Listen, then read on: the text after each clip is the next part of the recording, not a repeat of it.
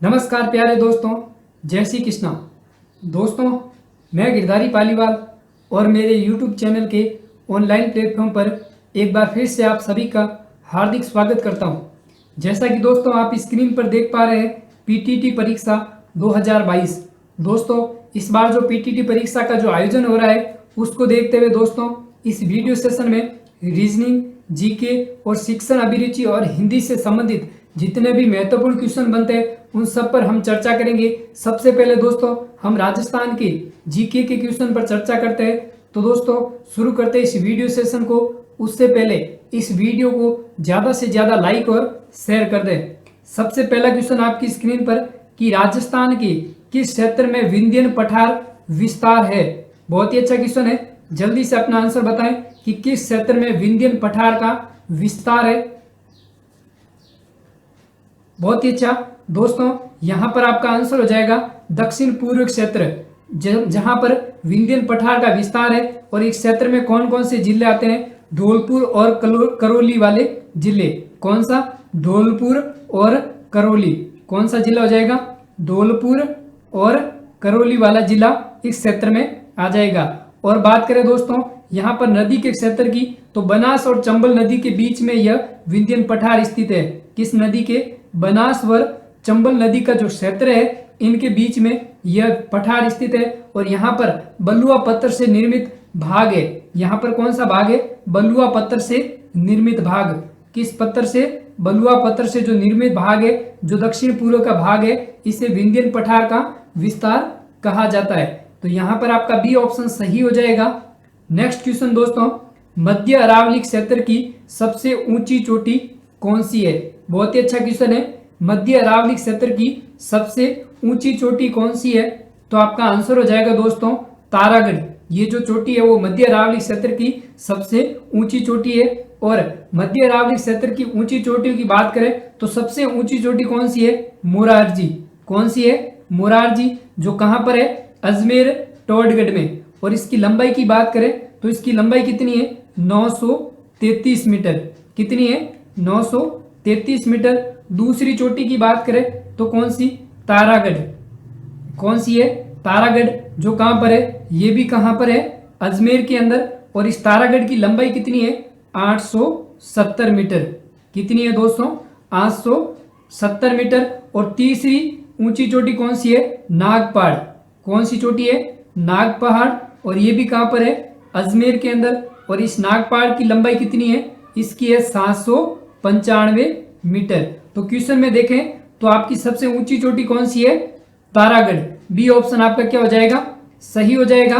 सबसे ऊंची चोटी मध्य अरावली की मोरारजी, उसके बाद तारागढ़ और उसके बाद में नागपहाड़। तो सी ऑप्शन है वो आपका क्या हो जाएगा? सही हो जाएगा। चलते हैं नेक्स्ट क्वेश्चन की तरफ। और अगला क्वेश्चन है कि राजस्थान में जून माह में न्यूनतम वायुदाब जिसमें से जिले में संभावित है वह कौन सा है? जून माह का जो न्यूनतम वायुदाब है वो किस जिले का है? तो कौन सा आंसर हो जाएगा आपका? सी ऑप्शन सही हो जाएगा। जैसलमेर जिले का जो जून माह का जो वायुदाब है वो क्या है? न्यूनतम है। दोस्तों बात करें यहाँ की तो 21 जून को कर्क रेखा पर लंबवत चमकता है क्या? सूर्य। कब चमकता है? 21 जून के दिन कर्क रेखा पर लंबवत चमकता है क्या? सूर्य चमकता है कर्क रेखा पर 21 जून के दिन। और इसी दिन तापमान की अधिकता के कारण जैसलमेर में वायुदाब क्या होता है? कम होता है। किसके कारण? तापमान की अधिकता के कारण। किसकी अधिकता के कारण? तापमान की जो अधिकता है इसके कारण जो जैसलमेर का जो वायुदाब है वो क्या होता है? कम होता है। क्यों? क्योंकि 21 जून के दिन कर्क रेखा पर जो सूर्य की किरणें हैं वो क्या है? सीधी पड़ती है, जिसके कारण वो क्या है? ज्यादा चमकता है। और वहां पर तापमान की जो अधिकता है उसकी वजह से यहाँ का जो वायुदाब है वो क्या हो जाता है? न्यूनतम हो जाता है। नेक्स्ट क्वेश्चन दोस्तों, राजस्थान के पुरातात्विक स्थलों में से कौन सा स्थल सिंधु घाटी सभ्यता का भाग नहीं था? बहुत ही अच्छा क्वेश्चन है, जल्दी से अपना आंसर बताएं कि इन स्थलों में से कौन सा स्थल है जो सिंधु घाटी सभ्यता का जो है वो भाग नहीं है। बहुत ही अच्छा। तो दोस्तों यहां पर आपका आंसर हो जाएगा बिंजोर। सी ऑप्शन है वो आपका क्या हो जाएगा? सही हो जाएगा। दोस्तों बात करें करणपुरा और कालीबंगा, ये तीनों के तीनों कहाँ के? हनुमानगढ़ के। किस जिले के? हनुमानगढ़ के, और हनुमानगढ़ के ये क्षेत्र है वो किस क्षेत्र में आते हैं? सिंधु घाटी सभ्यता में। आहार, इसका दूसरा नाम क्या है? आहड़। क्या नाम है? आहड़। और ये आहड़ सभ्यता कहाँ की है? उदयपुर की। कहाँ की है? उदयपुर की। ये भी सिंधु घाटी सभ्यता के एक क्षेत्र का भाग है। तो आपका आंसर क्या हो जाएगा? सी ऑप्शन है वो क्या हो जाएगा? सही हो जाएगा। नेक्स्ट क्वेश्चन, प्रथम प्रतिहार शासक जिसने परम भट्टारक महाराजाधिराज परमेश्वर की उपाधि धारण की थी वह था। बहुत ही अच्छा क्वेश्चन है। प्रथम प्रतिहार शासक जिसने परम भट्टारक महाराजाधिराज परमेश्वर की जो उपाधि है वो धारण की, वो शासक कौन सा था? बहुत ही अच्छा दोस्तों, आपका आंसर हो जाएगा नागभट्ट द्वितीय। बी ऑप्शन है वो आपका क्या हो जाएगा? सही हो जाएगा। और ये कौन था? प्रतिहार वंश का शासक। दोस्तों, नागभट्ट द्वितीय ने किसको? कन्नौज को जीतकर अपनी राजधानी बनाया। किसे जीतकर? कन्नौज को जीतकर अपना राजधानी बनाया। किसने? नागभट्ट द्वितीय ने। और यह उपाधि कब धारण की? धर्मपाल को जब हराया था उसके बाद यह उपाधि धारण की। किसे पराजित किया? धर्मपाल को पराजित करके यह उपाधि धारण की। किसकी उपाधि? परम भट्टारक महाराजाधिराज की।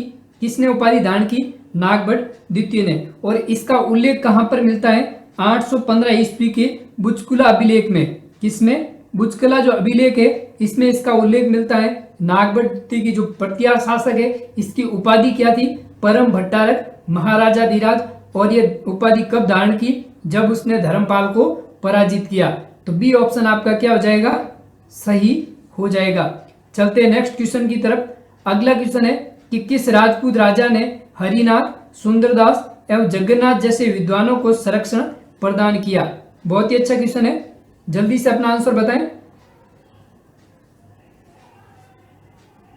किस राजपूत राजा ने हरिनाथ, सुंदरदास एवं जगन्नाथ जैसे विद्वानों को संरक्षण प्रदान किया?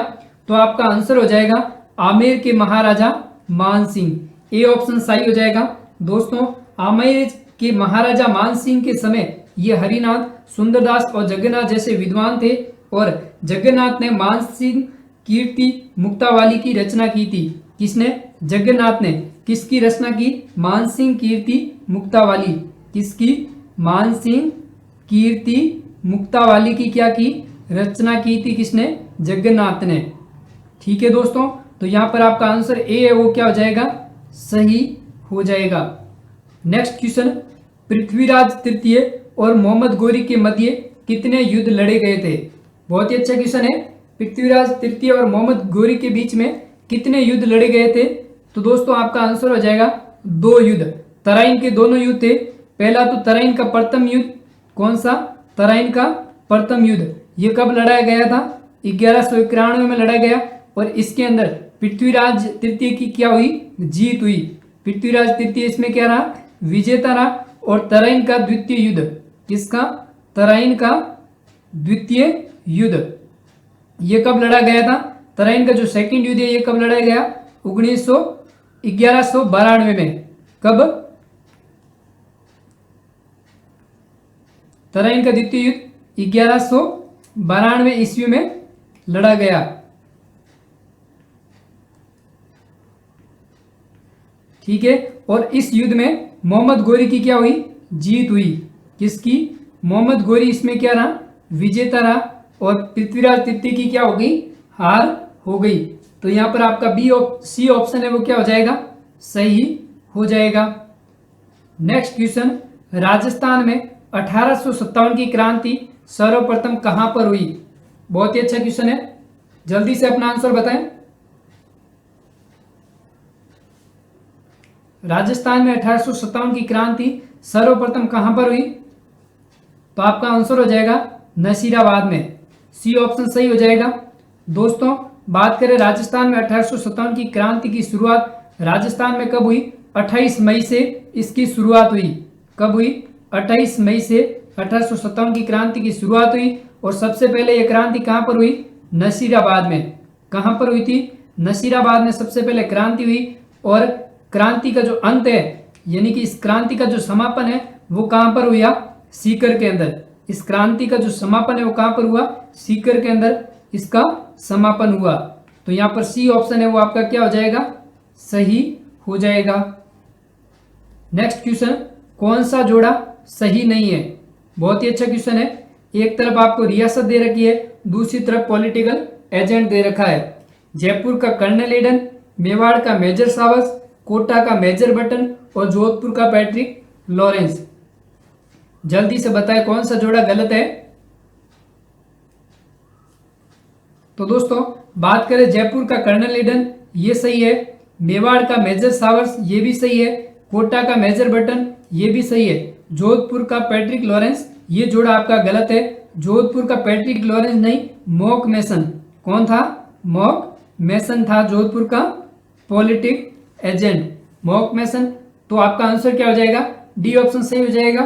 दोस्तों 1857 में भारत के गवर्नर जनरल लॉर्ड कैनिंग व राजस्थान के एजीजी कौन? जॉर्ज पैट्रिक लॉरेंस थे। नेक्स्ट क्वेश्चन, कालीबाई जिसने डूंगरपुर पुलिस के हाथों अपने अध्यापक को बचाने में अपनी जिंदगी दे दी, वह कहाँ की रहने वाली थी? जल्दी से बताएं। कालीबाई जिसने डूंगरपुर पुलिस के हाथों अपने अध्यापक को बचाने में अपनी जिंदगी दे दी थी, वह कहाँ की रहने वाली थी?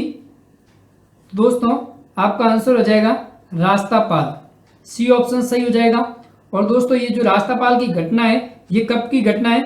21 जून 1947 की। कब की है? 21 जून 1947 की घटना है। और इस घटना का संबंध किससे है? 19 जून 1947 की घटना से। 19 जून 1947 की जो घटना थी उसमें नानाभाई खांड की हत्या हुई और उसी दिन अपने अध्यापक सेंगाबाई की जान बचाने के लिए कालीबाई की हत्या कर दी गई। उसके अध्यापक कौन? सेंगाबाई। कौन? सेंगाबाई थी। और इनकी जान बचाने के लिए कालीबाई की क्या कर दी गई? हत्या कर दी गई। कब की गई? 21 जून 1947 को। और कालीबाई कहाँ की निवासी थी? रास्तापाल की। तो सी ऑप्शन आपका क्या हो जाएगा? सही हो जाएगा। ठीक है दोस्तों, अगला क्वेश्चन, किस नदी को वागड़ व कांठल की गंगा कहा जाता है? जल्दी से अपना आंसर बताएं। किस नदी को वागड़ व कांठल की गंगा कहा जाता है? तो दोस्तों आपका आंसर हो जाएगा माही नदी को वागड़ व कांठल की गंगा कहा जाता है। और इसका दूसरा नाम और बताएं तो क्या होगा? दूसरा नाम है आदिवासियों की गंगा। किसकी? आदिवासियों की गंगा। आदिवासियों की गंगा के नाम से भी जाना जाता है। वागड़ व कांठल की गंगा भी कहा जाता है। और इसे दक्षिण राजस्थान की, किसकी? दक्षिण राजस्थान की स्वर्ण रेखा भी कहा जाता है। क्या कहा जाता है? दक्षिण राजस्थान की स्वर्ण रेखा के नाम से भी जाना जाता है। और दोस्तों इसी माही नदी पर सुजलाम सुफलाम, कौन सी? सुजलाम सुफलाम क्रांति का संबंध भी इसी से है। सुजलाम सुफलाम क्रांति का जो संबंध है वो इसी नदी से है। बी ऑप्शन आपका क्या हो जाएगा? सही हो जाएगा। नेक्स्ट क्वेश्चन, बनास नदी जिस जिला समूह से गुजरती है वह है? कौन कौन से जिले हैं जो बनास नदी के एरिया में आते हैं? जल्दी से अपना आंसर बताएं।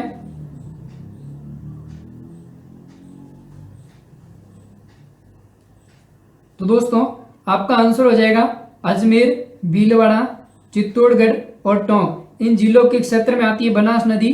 अजमेर, भीलवाड़ा, चित्तौड़ और टोंक। ए ऑप्शन आपका सही हो जाएगा। दोस्तों बात करें बनास नदी के उद्गम स्थल की, तो बनास नदी कहाँ से उद्गम होती है? खमनोर की पहाड़ियों से इसका उद्गम होता है। और ये कहाँ पर जाकर मिलती है? चंबल नदी में जाकर मिल जाती है। कहाँ पर? चंबल नदी में जाकर मिल जाती है। और इस बनास नदी के उपनाम की बात करें तो इसके उपनाम क्या क्या है? वर्णासा। क्या नाम है? वर्णासा, वशिष्ठी। क्या नाम? वशिष्ठी। और वन की आशा।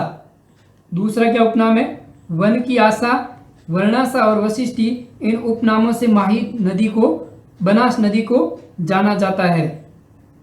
नेक्स्ट क्वेश्चन, आना सागर झील का निर्माण किसने करवाया? बहुत ही अच्छा क्वेश्चन है, जल्दी से अपना आंसर बताएं।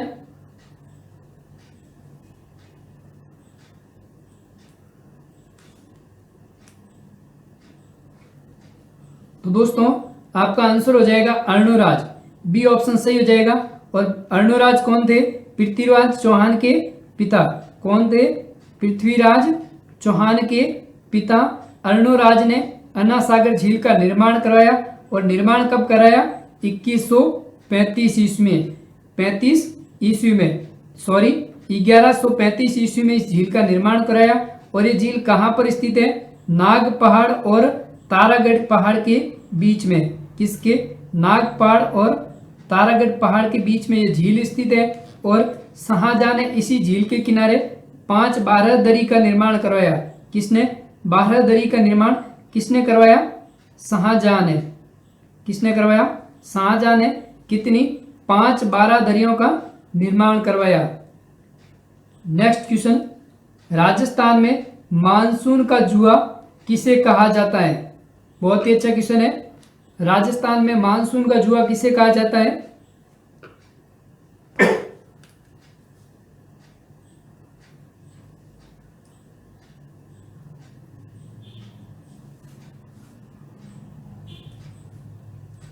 तो दोस्तों आपका आंसर हो जाएगा कृषि को, बी ऑप्शन सही हो जाएगा। इसे राजस्थान में मानसून का जुआ कहा जाता है। दोस्तों पश्चिमी राजस्थान में इंदिरा गांधी नहर परियोजना को छोड़कर सभी क्षेत्र किस पर निर्भर करते हैं? कृषि पर। इसलिए राजस्थान को कृषि का मानसून का जुआ कहा जाता है। नेक्स्ट क्वेश्चन, थारपारकर प्रजाति कहाँ पाई जाती है?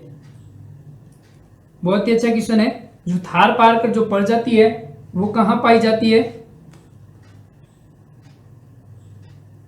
तो दोस्तों आपका आंसर हो जाएगा राजस्थान के सीमावर्ती क्षेत्र में। थारपारकर की बात करें तो ये गाय की नस्ल है। किसकी? गाय की नस्ल है क्या? थारपारकर। और इसे मलानी व थारी भी कहा जाता है। क्या क्या कहा जाता है? मलानी व थारी भी कहा जाता है।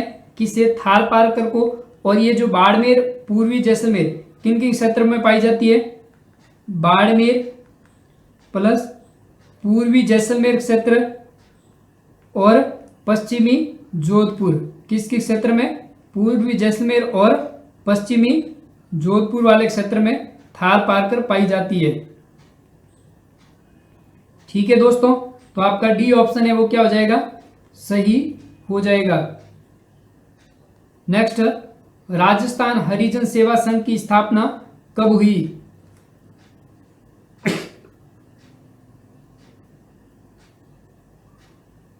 तो दोस्तों आपका आंसर हो जाएगा ए ऑप्शन सही हो जाएगा 1934 में। और ये कहां पर हुई? अजमेर के अंदर। और किसकी अध्यक्षता में इसकी स्थापना हुई? घनश्याम बिड़ला की अध्यक्षता में। किसकी अध्यक्षता में? घनश्याम बिड़ला की अध्यक्षता में इसकी स्थापना हुई। और इसके अध्यक्ष किसे बनाया गया? अध्यक्ष बनाया गया हरविलास सारदा को। किसे? हरविलास सारदा को इसका अध्यक्ष बनाया गया। तो इसकी स्थापना कब हुई? 1934 में। नेक्स्ट, बिजोलिया किसान आंदोलन के जनक थे।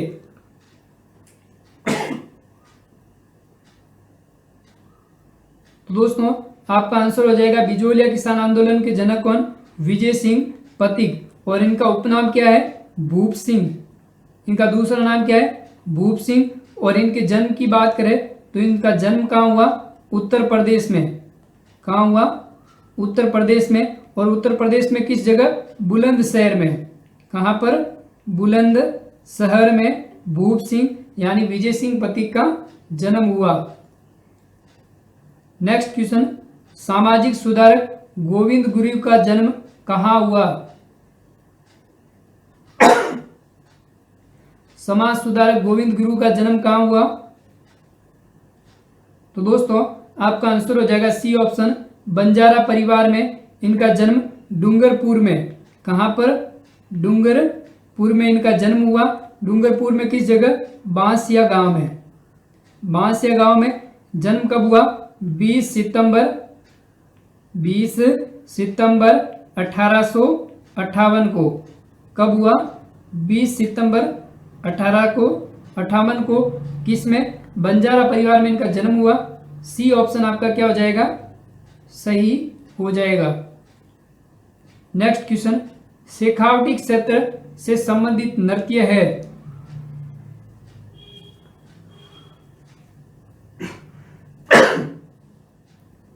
शेखावटी क्षेत्र से संबंधित नृत्य कौन सा है? गीदड़ नृत्य। बी ऑप्शन आपका सही हो जाएगा। और दोस्तों ये जो नृत्य है वो कब किया जाता है? होली के अवसर पर इस नृत्य को किया जाता है। कब किया जाता है? होली के अवसर पर। और ये मुख्य रूप से किसके द्वारा किया जाता है? पुरुषों द्वारा इस नृत्य को किया जाता है। पुरुषों द्वारा इस नृत्य को किया जाता है। और इसके अंदर दोस्तों पुरुष वो क्या करते हैं? इसमें पैरों में क्या बांधते हैं? घुंघरू। क्या बांधते हैं? घुंघरू। और हाथों में डंडी लिए हुए क्या करते हैं? डांस करते हैं। तो ये नृत्य किसके द्वारा किया जाता है? पुरुषों द्वारा। कौन सा नृत्य? गीदड़ नृत्य। और किस क्षेत्र में किया जाता है? शेखावटी क्षेत्र में। नेक्स्ट क्वेश्चन, सुमेलित कीजिए। एक तरफ आपको संप्रदाय दे रखे हैं और दूसरी तरफ मुख्य पीठ दे रखी है। जल्दी से अपना आंसर बताएं।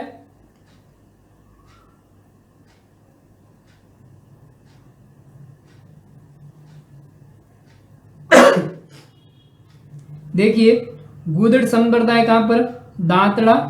दांतड़ा भीलवाड़ा। नवल संप्रदाय जोधपुर। चरणदासी संप्रदाय की पीठ कहां पर है? दिल्ली। और अलख्या संप्रदाय की कहां पर है? बीकानेर। तो आंसर क्या हो जाएगा? 2, 1, 3, 4। तो बी ऑप्शन है वो आपका क्या हो जाएगा? सही हो जाएगा। साथ ही साथ दोस्तों वीडियो को जितना हो सके ज्यादा से ज्यादा लाइक और शेयर कर दें। अगला क्वेश्चन है, गांव गांव खेजड़ी गांव गांव गोगो कहावत में से जिस संत का संबोधन है वे किस जिले में जन्मे हैं? गांव गांव खेजड़ी गांव गांव गोगो। तो आपका आंसर हो जाएगा चूरू जिले में जन्मे कौन? गोगा जी, जिनका जन्म कहाँ हुआ? ददरेवा चूरू में। कहाँ पर? ददरेवा चूरू में गोगा जी महाराज का जन्म हुआ। और इन्हें पंचपीर में भी शामिल है। इनको पंचपीर में शामिल किया गया है। पंचपीर में एक पीर गोगा जी नाम से जाने जाते हैं। और इन्हें सर्पों के देवता भी कहा जाता है। किनके? सर्पों के देवता के नाम से भी जाना जाता है। किनको? गोगा जी को। तो इनका जन्म कहाँ हुआ? ददरेवा चूरू में, जिनकी एक पंक्ति प्रसिद्ध है, गांव गांव खेजड़ी गांव गांव गोगो। यानी कि इनका जो थान है वो कहाँ पर होता है? खेजड़ी के पेड़ के नीचे। नेक्स्ट क्वेश्चन, रणथंभौर का प्रसिद्ध मेला आयोजित होता है।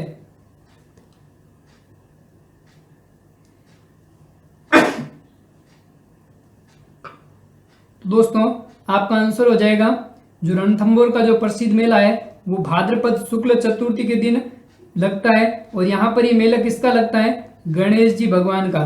किसका? गणेश जी का प्रसिद्ध मेला रणथंभौर जो इस दुर्ग में लगता है, जो कहाँ पर है? सवाई माधोपुर में। इसमें गणपति के मुख की पूजा की जाती है। किसकी? गणपति के मुख की जो पूजा है वो की जाती है इसके अंदर। और देश का सबसे प्राचीन गणेश मेला लगता है। किसका? देश का सबसे प्राचीन गणेश मेला जो रणथंभौर दुर्ग में लगता है गणेश जी के मंदिर में भाद्रपद शुक्ल चतुर्थी के दिन। बी ऑप्शन आपका सही हो जाएगा। नेक्स्ट क्वेश्चन, फोलरी बंगड़ी बोरला बजंटी बाजूबंद आदि है। फोलरी बंगड़ी बोरला बजंटी और बाजूबंद ये सारे के सारे क्या है? स्त्रियों के आभूषण। सी ऑप्शन आपका सही हो जाएगा।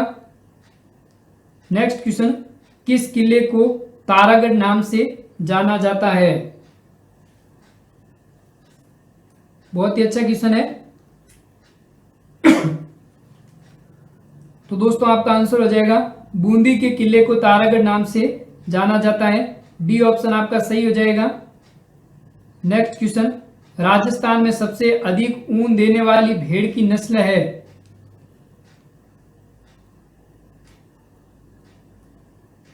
कौन सी नस्ल है जो भेड़ की है जो राजस्थान में सबसे ज्यादा ऊन देती है? तो आपका आंसर हो जाएगा जैसलमेरी नस्ल की भेड़, जो जैसलमेर व जोधपुर के पश्चिम भाग में पाई जाती है। कहां पर? जैसलमेर व जोधपुर का जो पश्चिम क्षेत्र है इस क्षेत्र में ये इस नस्ल की भेड़ पाई जाती है। और इस नस्ल की भेड़ें सर्वाधिक 4 किलोग्राम प्रति वर्ष प्रति भेड़ ऊन देती है। कितना? 4 किलोग्राम प्रति वर्ष प्रति भेड़ द्वारा ऊन दी जाती है। प्रत्येक भेड़ वो कितना ऊन देती है? 4 किलोग्राम। कौन सी भेड़? जैसलमेरी नस्ल की भेड़। और इसकी ऊन गलीचे बनाने में काम में ली जाती है। किसे बनाने में? जो गलीचे है वो बनाने में इसकी ऊन को काम में लिया जाता है। तो सी ऑप्शन आपका सही हो जाएगा।